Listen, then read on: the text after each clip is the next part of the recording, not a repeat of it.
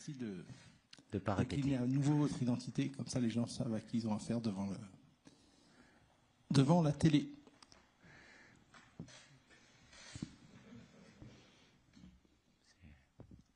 Bonjour Didier. Bonjour. Emmanuel Baranguet pour l'agence France Presse. Finalement, cette période de préparation se retrouve presque aussi tronquée que les autres, puisque tous les joueurs seront pas arrivés. Est-ce que c'est pas un petit peu dommage de ne pas pouvoir préparer avec une vraie semaine d'entraînement ce Final Four de Ligue des Nations? Il y a quand même un trophée au bout. Oui, mais ça date pas d'aujourd'hui, hein. De toute façon, les années impaires ont toujours été compliquées pour différentes raisons. Déjà l'arrêt des championnats qui sont pas à la même date, des joueurs qui peuvent être concernés par les finales de Coupe d'Europe. Donc voilà, aujourd'hui, ce qui fait loi et foi, c'est la date FIFA. Et comme vous le savez, c'est le 2. Donc là, on a fait en sorte d'anticiper un petit peu les 15 qui étaient prévus pour arriver ce midi sont là. Malo, qui a joué la finale mercredi, arrivera samedi midi. Et puis pour les derniers, Kylian et Aurélien lundi midi, et les 7 qui sont concernés par la finale des champions lundi soir. Mais c'est mieux d'avoir des joueurs et là il y en a 7 qui sont concernés, qui jouent la finale de Ligue des Champions. Donc là, après, ça laisse peu de temps, comme aujourd'hui, de par ce que j'ai connu au départ aussi, quand il y a une grande compétition, que ce soit un championnat d'Europe ou une Coupe du Monde, c'est de plus en plus réduit, forcément, puisque ce sont les clubs qui décident. D'où le maître mot qui revient, s'adapter. Et oui, il y aura peu de temps, surtout pour ceux qui arrivent lundi. Et encore, on joue jeudi, il y en a qui jouent mercredi, donc c'est encore plus réduit, mais bon. En termes de séances de préparation, sauf ceux qui sont là et qui ont eu un petit peu de jours de repos supplémentaires, évidemment, on ne peut pas parler de véritable préparation, quoi, puisqu'on est déjà à l'entraînement de mardi, on sera à J-2, donc il n'y aura pas beaucoup de temps, mais c'est valable aussi pour notre adversaire ou les deux autres, le Portugal et l'Allemagne, qui jouent mercredi. Bonjour Didier, Lucas Blanchard pour la chaîne L'Équipe. La Ligue des Champions, la finale, c'est demain. C'est une compétition que vous avez déjà remportée en tant que joueur. À quel point ça a été un tournant pour vous dans votre carrière? Tournant, je sais pas, mais voilà, quand vous êtes en club, la Ligue des Champions représente le trophée le plus important qu'on peut gagner. Et quand vous faites partie des meilleures équipes européennes, il y en a une petite dizaine chaque année qui commence cette campagne de Ligue des Champions avec l'objectif de la gagner. Donc forcément, c'est la plus belle des compétitions européennes, avec même s'il y a les titres nationaux, mais finale de Champions League, ça marque parce que c'est un rendez-vous annuel, mais le rendez-vous le plus important pour les clubs. Bonjour Didier, Baptiste Després, Le Figaro. Qu'est-ce que ça t'inspire, l'absence des deux joueurs du Real, Kylian et Aurélien? J'imagine que tu as essayé de les faire venir durant le week-end. Est-ce qu'il y a une forme de résignation en disant bon bah de toute façon c'est date FIFA et les clubs ont la main là-dessus et on a qu'à se taire? C'est un peu ça. C'est autre chose. Ils sont dans leur loi. Après, sincèrement, il y avait la volonté des deux joueurs de venir aujourd'hui. Après, leur employeur, c'est le Real Madrid, que ce soit notre club. Dans l'absolu, ils ont la loi. C'est le règlement qui est comme ça. La date FIFA, c'est le 2. Donc, qu'ils aient des motivations ou pas, c'est pas être résigné. C'est que la fenêtre, elle est là. Donc, je ne vais pas mettre les joueurs en difficulté par rapport à leur club aussi, même si, je vous répète, la volonté de Kylian, parce qu'il est capitaine, de pouvoir arriver avec l'ensemble du groupe, et Aurélien aussi, bien sûr, mais c'est comme ça.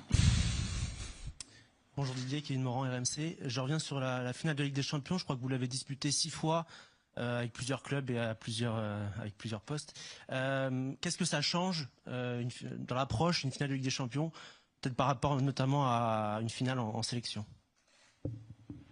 Les finales, c'est toujours un contexte particulier. Parce qu'on joue tout sur un match. Après, je ne vais pas rentrer trop dans les détails. Plus on en joue, mieux c'est. Même si ça se joue sur le terrain, mais c'est la partie la plus difficile, et on ne sait jamais comment chaque individu peut réagir, c'est le côté émotionnel. C'est vrai qu'il y a des matchs décisifs avant, quart de finale, demi-finale.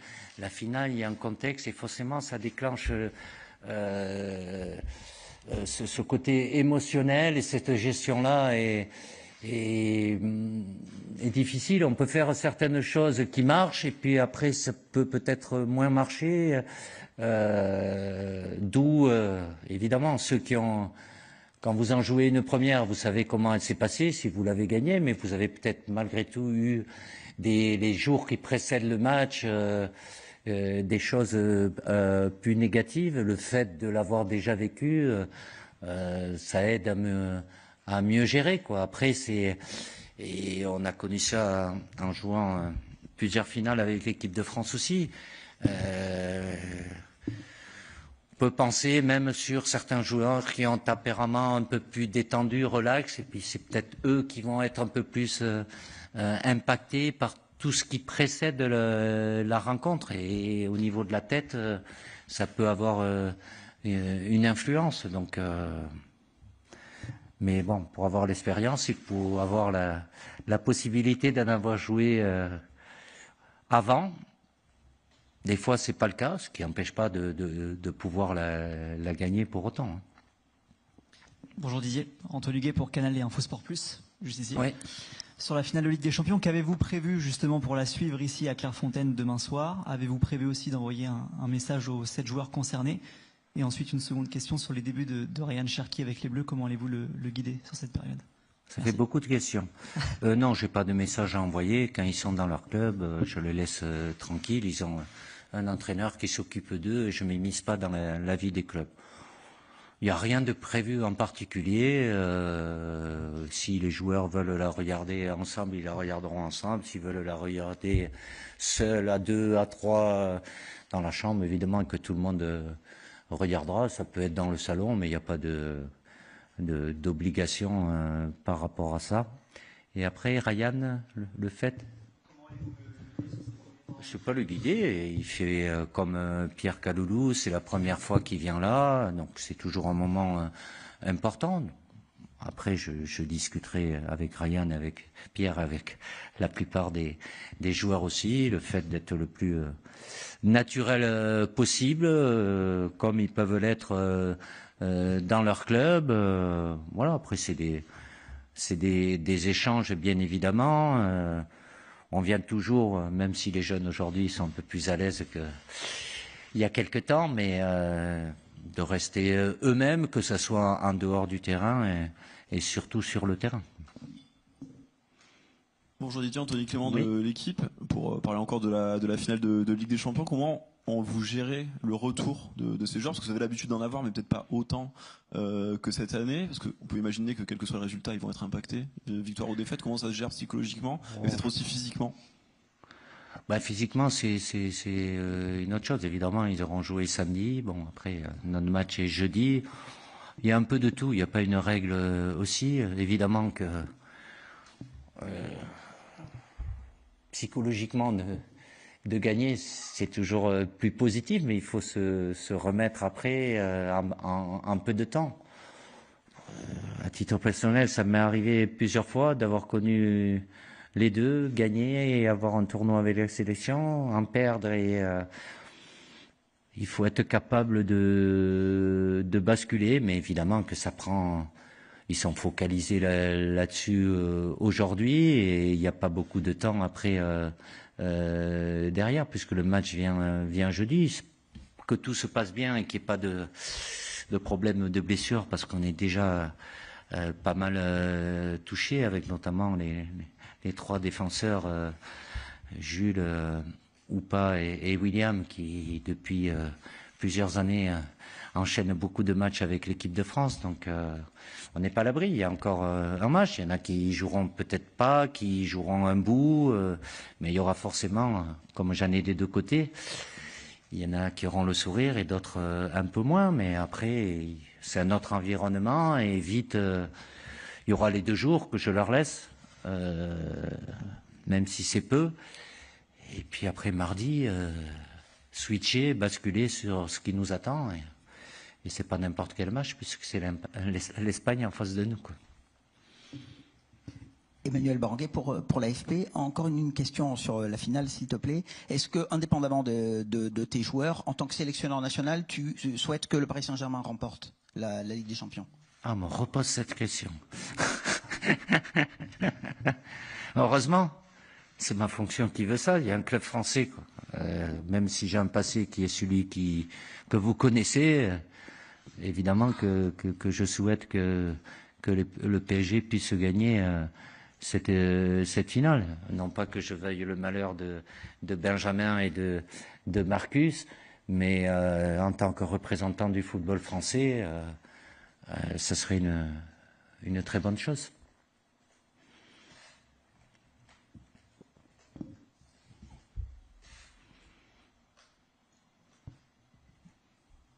Ah, vous êtes peu nombreux, donc les questions s'accumulent. Toujours sur la finale, en tant que technicien, en tant que tacticien, qu'est-ce que t'inspire le PSG et l'Inter, vraiment de ce point de vue-là? Voilà, je vais pas aller trop sur ce terrain-là, mais c'est deux styles, c'est 2 façons différentes, 2 systèmes différents, 2 animations différentes, qui leur ont permis à l'une et à l'autre d'arriver où ils sont. Donc il y aura cette confrontation. Voilà, on a vu sur les matchs décisifs, les quarts, les demi aussi, ça peut se jouer à peu de choses. Mais pour gagner une finale, il faut tout faire bien. Avec et sans ballon, que ça soit défensif, offensif, avec peut-être, oui, de styles, enfin de systèmes différents, mais qui convient aux 2 équipes. Et ces 2 équipes-là ont déjà, avant cette finale, obtenu de très très bons résultats de par leur façon de jouer. Il n'y a pas ce qui me plaît, c'est... il y a une animation qui est différente au PSG, avec évidemment qui est basée sur la possession, un positionnement bien spécifique dans les sorties de balles où ils sont à 3, avec beaucoup de permutations. Évidemment, un milieu de terrain qui a cette capacité à garder le ballon, des joueurs excentrés, des positions qui peuvent être différentes.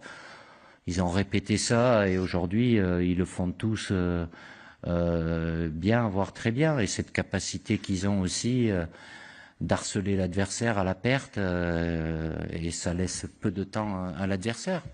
L'Inter, c'est différent puisqu'ils ont une défense à 3 avec des joueurs de couloir, 2 attaquants axiaux et ce milieu à 3.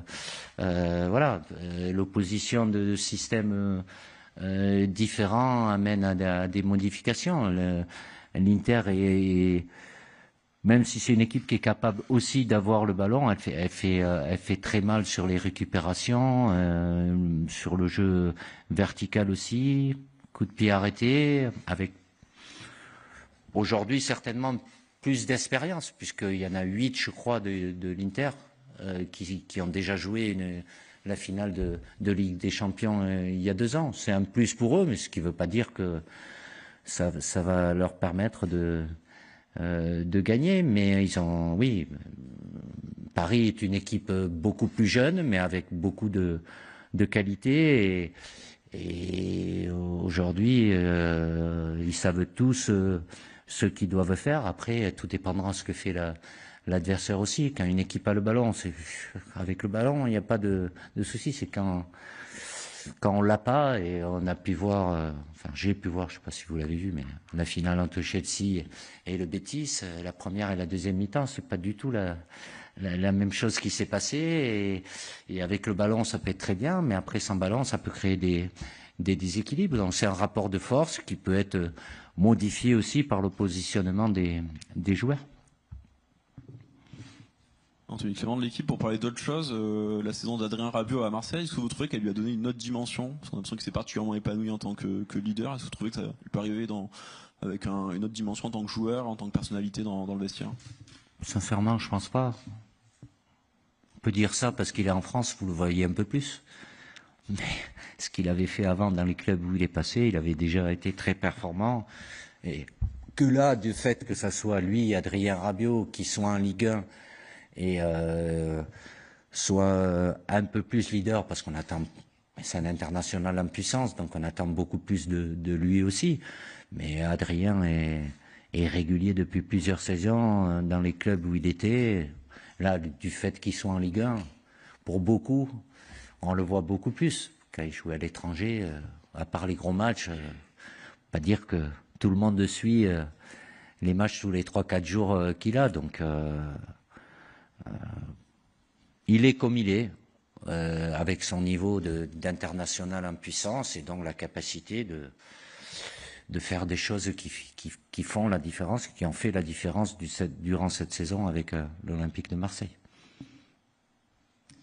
Emmanuel Baranguet pour l'AFP. Le retour de Clément Lenglet qui n'était pas venu depuis très longtemps, ça veut dire que ton Euro 2021, oui, que ton radar est très étendu. Tu gardes très longtemps tous les joueurs sous ton regard. Est-ce que je l'ai pas pris pour que ça soit une preuve, mais oui, ils peuvent pour différentes raisons, mais on les suit. Clément a eu quelques petits pépins physiques, il a bougé souvent de club. Comme je l'ai dit ce matin, il a eu un début de saison compliqué, où il 2-3 mois, et puis après, voilà, il a retrouvé un très très bon niveau, mais il est passé par pas mal de clubs, souvent prêté aussi.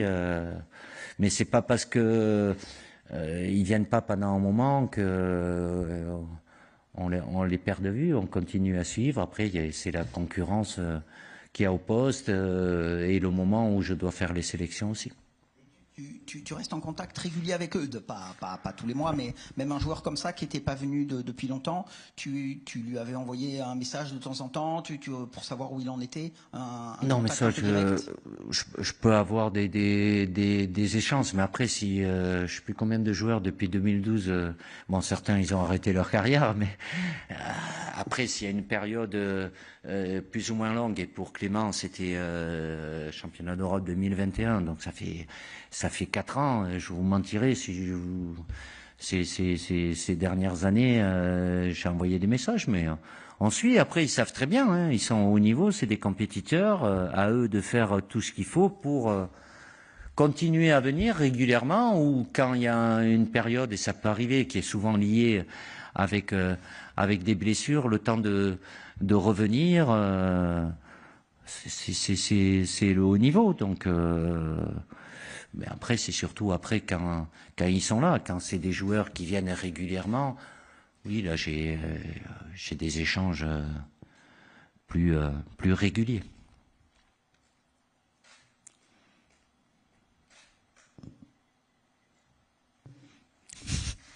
Baptiste Després, Le Figaro. Est-ce que tu as été surpris par la saison de d'Ousmane? Est-ce qu'il y a un secteur de jeu dans lequel tu trouves qu'il a vraiment progressé cette saison? Je suis pas surpris, mais voilà, tout ce qu'on attendait de lui, il avait la capacité de le faire.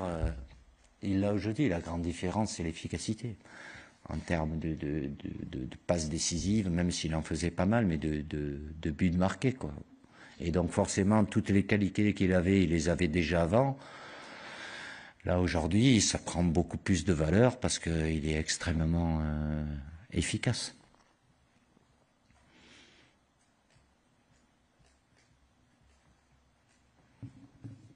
Anthony Clément de l'équipe, jouer l'Espagne en demi-finale d'une compétition en Allemagne, ça rappelle un souvenir récent, mais en quoi c'est un match différent et qu'est-ce qui a changé des deux côtés selon vous? Qu'est-ce qui a changé? Déjà, c'est pas une demi-finale de championnat d'Europe, il y aura pas forcément les mêmes joueurs, les absents chez nous, chez eux aussi, pas tous les joueurs qui seront là, mais le profil reste plus ou moins le même. en face par rapport à la capacité qu'a cette équipe à avoir une très très bonne maîtrise et avoir des joueurs offensifs sur le côté qui sont capables de faire beaucoup de différences, de percussions, donc qui fait de cette équipe certainement la meilleure européenne, voire mondiale. Et même si malgré tout, en ayant eu la supériorité dans la possession de balles contre nous à l'Euro, on n'était pas si loin que ça. Après, c'est des moments où ça bascule d'un côté ou de l'autre. Je remets pas en cause qui méritait mais on n'était pas si loin que ça. Là, c'est une autre confrontation. Certes, c'est une demi-finale aussi de Nations League. Le rapport de force, je sais pas s'il sera le même, mais je sais à quoi m'attendre pour avoir vu beaucoup de leurs matchs, notamment tous ceux qu'ils ont joué pour arriver à être en demi-finale avec des changements de joueurs aussi, mais le style, le profil de l'équipe, il reste assez fixe. Nous, depuis, ça évolue aussi. Il y a des joueurs qui ont arrêté, donc j'ai une équipe plus jeune. Mais on va tout faire pour... voilà, on est là. C'est pas penser à ce titre, c'est d'abord tout faire pour atteindre la grande finale, en sachant qu'en face, il y a beaucoup de qualité.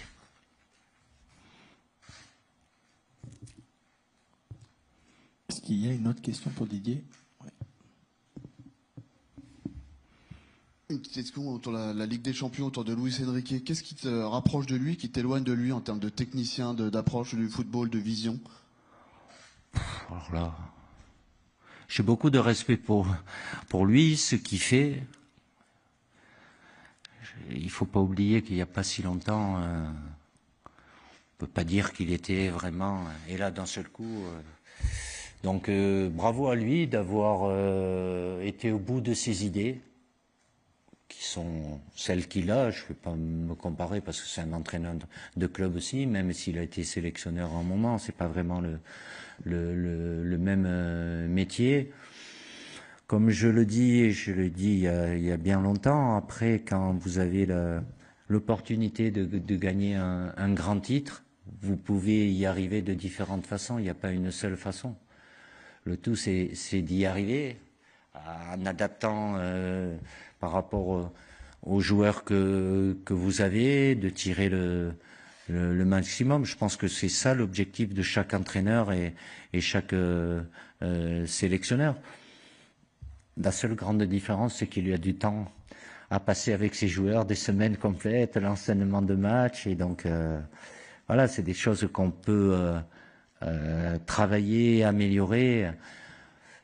Il a connu en tant que sélectionneur, je vais pas dire que c'est impossible, mais c'est beaucoup plus compliqué, quoi, parce que il y a peu de séances, on n'a pas toujours les mêmes joueurs non plus qui sont disponibles ou qui peuvent être blessés, donc c'est au coup par coup et avec 5 rendez-vous dans l'année, quoi. Donc, mais je le répète, c'est sa réussite, même si elle passe par les joueurs, mais en peu de temps, en l'espace de 3-4 mois, c'est ça le football, entre gagner, pas gagner, quand ça tourne du bon côté, c'est magnifique. Le football, quand vous gagnez, mais c'est top. Non, mais c'est comme ça, c'est pas spécifique à lui, ça peut être pour tout le monde, que ce soit autour ou les médias qui aient une position versatile, tout dépend des résultats. C'est pas parce que le résultat est pas là qu'il n'y a pas eu un contenu. Alors je vais pas utiliser la formule magique des fêtes encourageantes, non, celle-là, mais ça permet de construire sur le temps, avec des choix de joueurs aussi. Bon, il n'est pas seul, il y a Luis Campos, le président Nasser, il y a tout un club qui est impliqué, et puis à lui après de tirer le maximum. Et aujourd'hui, c'est le cas.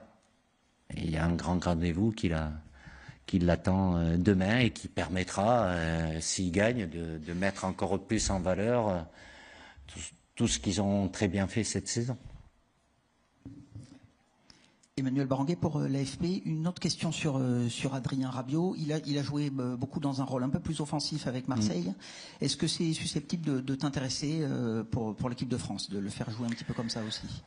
Il a changé au moins 3 fois de position. Il a commencé dans une position où il était un peu moins à l'aise en étant faux pied, axe droit dans un milieu à 3. Après, il a joué un peu plus haut côté gauche et il a fini position axiale dessous l'attaquant en pointe haute du milieu. C'est vrai que, mis à part au tout début, après, il a une position qui est plus offensif, ce qui lui a mené à marquer pas mal de buts.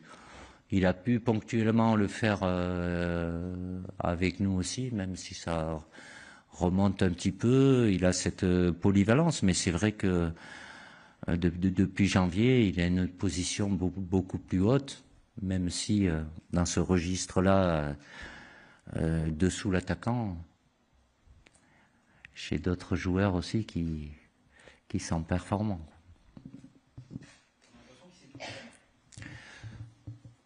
Il sait faire beaucoup de choses, il a une grande liberté, c'est ce qu'il aime. Ça lui permet, de par ses qualités, de se projeter, et ça il aime bien.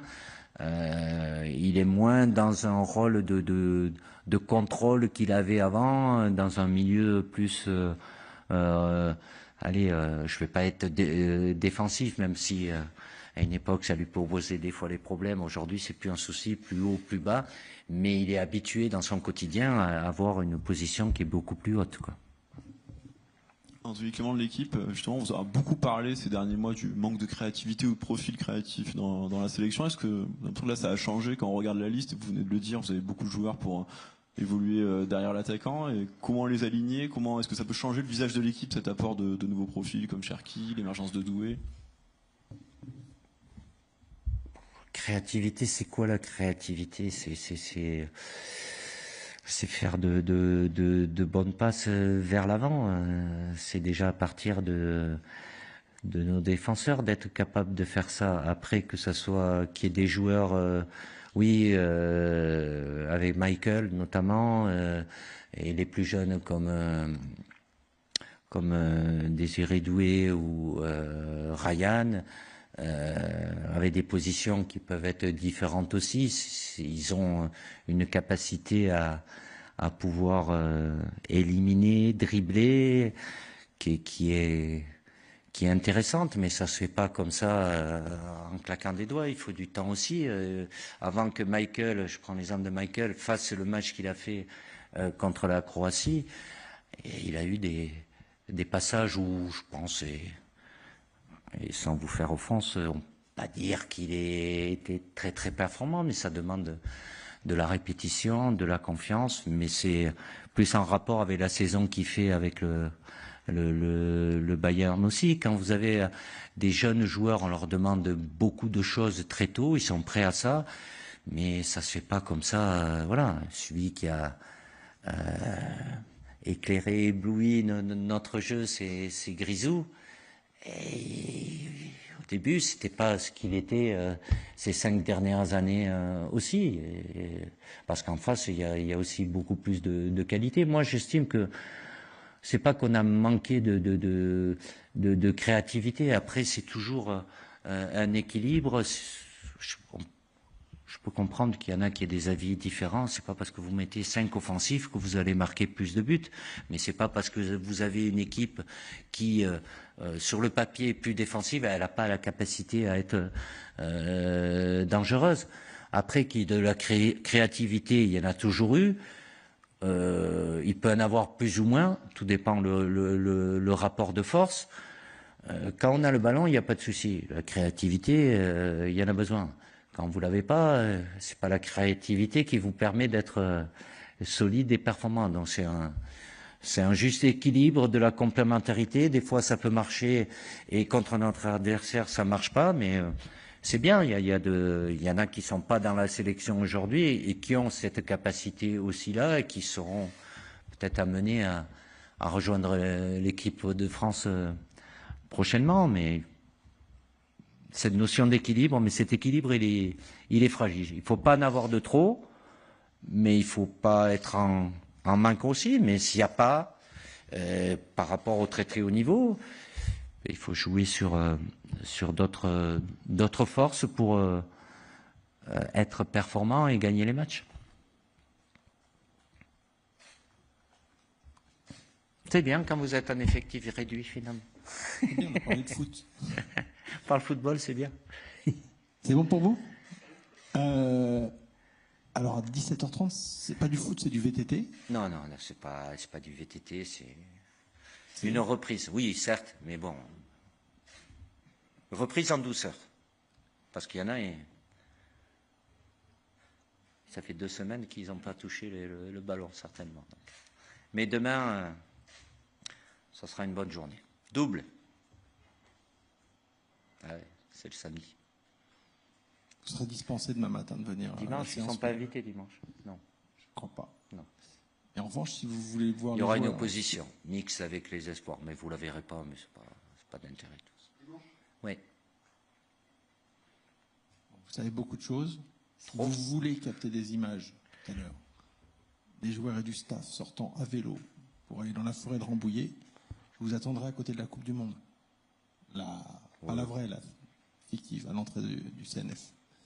L'actualité est ailleurs aujourd'hui, c'est ce qui se passe demain et c'est très bien comme ça. À tout à l'heure pour ceux qui resteront, sinon demain il y aura une conf avant l'entraînement, vers 16h je crois, 16h, et on vous communiquera le nom des 2 joueurs sur le groupe WhatsApp tout à l'heure. Merci.